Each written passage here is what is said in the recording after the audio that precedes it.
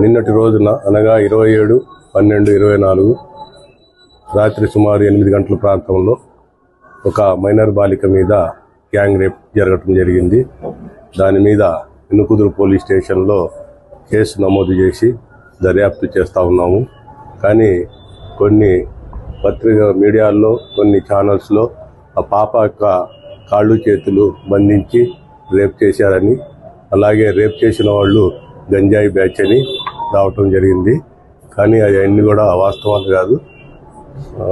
రేపు జరిగిన మాట మాత్రం వాస్తవం. గ్యాంగ్ రేపు జరిగింది కాబట్టి త్వరలోనే ముద్దాయిలను పట్టుకొని చట్టపరంగా వాళ్ళకి శిక్షలు పడేటట్టు చేస్తాము. కాళ్ళు చేతులు కాదని మీడియాలో వస్తుందన్నారు. పాపను ఎలా తీసుకెళ్లారని